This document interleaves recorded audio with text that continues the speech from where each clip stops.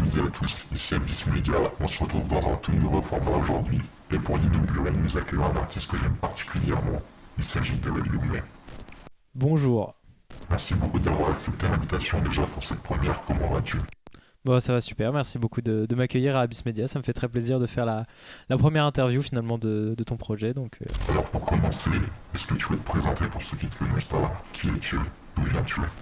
Oui, du coup, moi je suis Yume. Je suis beatmaker, rappeur, réalisateur et plein d'autres petits trucs à droite à gauche. Yume, ça veut dire rêve en japonais.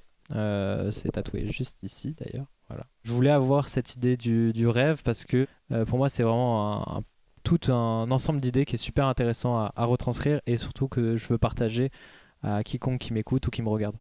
On voit une vraie passion pour la musique, mais à quel moment il y a eu un déclic? À quel moment tu t'es dit, je vais faire de la musique? Je faisais déjà du piano depuis quelques années parce que mon cousin faisait du rap et je voulais l'accompagner et au final je me suis rendu compte que c'était vraiment un truc que j'adorais faire et en faisant du beatmaking je me suis de plus en plus intéressé au domaine du son. J'avais déjà fait un peu de perche sur des courts-métrages de proches à moi et en fait au fur et à mesure c'est devenu une vraie passion et je me suis dit tiens je vais creuser là-dedans et c'est en faisant de la musique que j'ai compris que c'était vraiment le domaine du son qui me passionnait plus qu'autre chose. Le 22 mai 2023, tu sors le clip La Malifun pour annoncer le projet LHMZoo en collaboration avec Art Ethos. Et si un jour dans ta vie tu ne sais plus quoi faire, danse la Malifunk. Ta musique devient directement un classique auprès de ton entourage. Comment as-tu vécu ces débuts de succès dans la musique? Bah oui, comme tu le dis, c'était pour l'instant, la Mayfunk c'était surtout très centré auprès des gens que je côtoyais ou des potes de mes potes. On était dans un BTS où tout le monde se connaissait un peu, donc deux personnes qui font de la musique, qui ont un projet qui parle en plus du BTS parce qu'on parle d'improv, donc un sujet que tout le monde pouvait connaître d'emblée. Ça s'est répandu avant que la musique sorte. Et du coup, au final, les gens ont fini par réécouter la musique. C'est bien resté. J'avais plein de stories de gens qui l'écoutaient pendant leurs vacances, tout ça.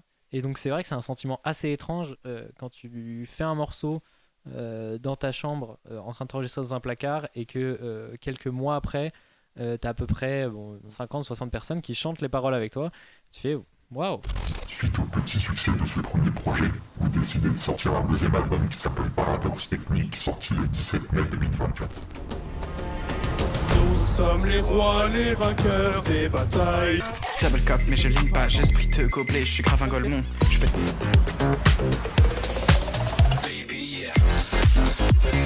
Cet album propose un voyage dans le temps avec différents types de musique, mais aussi des mélanges surprenants comme la funk et la tectonique. Comment est venue l'idée de ce voyage et est-il une suite au premier projet?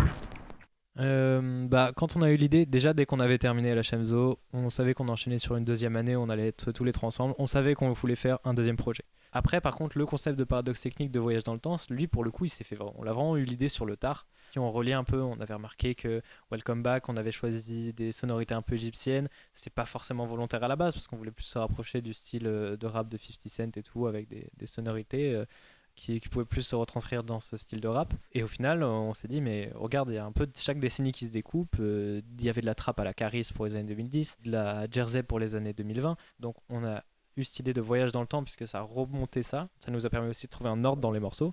Et on a conclu du coup par le dernier morceau, Disco Requin, qui lui vient conclure le tout et vient donner. On a fait l'intro et l'outro en fait une fois qu'on avait tous les morceaux qu'on s'était fait à la base pour le kiff, mais qui au final ont donné un projet un peu plus construit que ce qu'on aurait pensé. Nous c'est Disco Rocker. On a vu également, tu travailles avec Hacker, un rappeur qui est également ton cousin. Vous avez sorti ensemble plusieurs sons dont un EP, Enso, sorti le 10 octobre 2023. Arrivé au départ, tout ce qui nous attire nous sépare. Putain de merde, je crois que je m'enflamme entre elle et moi, ça refroidit. L'amour dure le temps que le fruit de la passion. J'ai des images telles Saturne dévorant un de ses filles. Si je me renferme, je me libère. Est-ce que travailler en famille apporte un regard différent sur la musique? Et est-ce que c'est plus naturel en composition? C'est différent, mais je pense pas que ce soit inhérent de la relation familiale. Je pense que c'est juste de la relation que j'ai avec la personne de base. Et parce que du coup, c'est avec lui que j'ai commencé à faire de la musique. Ça faisait quelques temps qu'on faisait des morceaux ensemble. Et ça faisait très longtemps qu'on parlait de faire un projet un jour ensemble, mais on n'arrivait jamais à vraiment aboutir à quelque chose de satisfaisant. Et un jour, on s'est dit, vas-y, cette fois, on se laisse 3 jours pour faire l'EP. Il me donne toutes les idées, on en parle toute la soirée.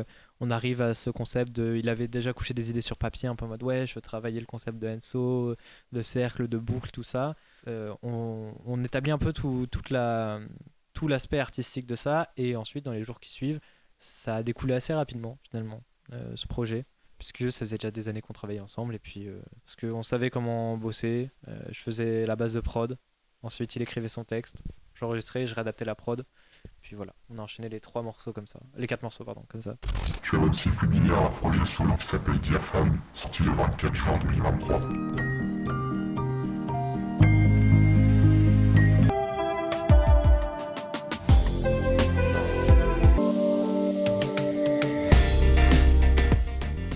Il est constitué exclusivement d'instrumental. Est-ce qu'avec ce projet, tu voulais montrer ton univers personnel à toi et montrer aux gens ce que tu pouvais proposer? Non, pas du tout. Sur le concept de montrer ce que je savais faire, je l'avais pour le coup en termes de beatmaking, je l'ai plus fait sur Enso parce que c'est là où j'ai abouti à un niveau plus satisfaisant à mon goût. Néanmoins, Diaphane, en fait, c'est parce que le tout premier projet que j'ai sorti sur SoundCloud s'appelait Diaphane. 4 petits morceaux, les 4 premiers de l'album version longue de Diaphane qui est sur les plateformes. Et je me suis dit que j'avais encore des choses à raconter dans ce concept parce que ce que je voulais transmettre dans ce projet, c'était encore une fois l'idée de se dire écoute ce projet et laisse ton esprit aller où il veut et vois les images que ça te crée pour essayer de créer chez l'auditeur on va dire une nappe sonore sur laquelle pouvoir poser ses idées, les créer. Dernièrement, tu as sorti un EP de 3 titres avec Tosma et Soegmi qui s'appelle Aucun Signal, sorti le 4 juillet 2024. Prends le large et mes habits sombres. Sur la tente, j'ai promis à mon cœur d'être plus vaillant. Juste un peu d'espoir. Can I draw me in your eyes before you leave again? Cet EP sort totalement des codes habituels qu'on avait l'habitude d'entendre. Un EP entièrement rock. Pourquoi avoir choisi ce style de musique et pourquoi ce virage? En fait, il y a en première année de BTS, donc avant que sortait la Shemzo, un jour avec Tosma, on fait un morceau un peu punk, rock, tout ça. J'écris des paroles le soir même, tout ça. Je trouve un refrain un peu sympa. On enregistre le morceau et ça nous donne Malédiction, du coup le premier morceau de l'album. Et on écoute le morceau, on fait oh, il fait vachement jingle quand même de sitcom des années 2000, genre là t'es avec t'es dans le lycée, là t'as ton petit sac à dos, hop, tu te fais matraquer contre un casier. Enfin bref, tu vois le style de sitcom très cliché. Et je dis un jour pour la blague, oh, ce serait trop drôle qu'on fasse une sitcom pour annoncer la sortie du morceau. On l'a vraiment fait, on a vraiment fait une sitcom pour annoncer le truc. Et au final, on a eu l'idée de creuser un peu plus ce style pop rock des années 2000. On a invité Camille aussi parce que c'est une amie à nous.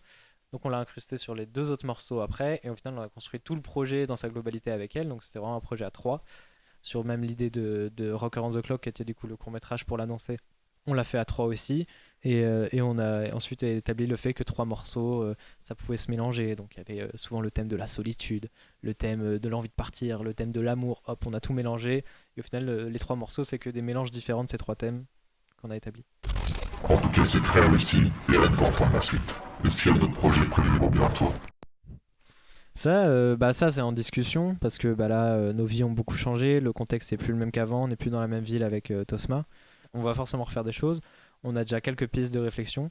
Donc j'espère qu'on pourra offrir ça bientôt. Merci beaucoup d'avoir accepté l'invitation, Yomi. J'espère que cette interview t'a plu en tout cas.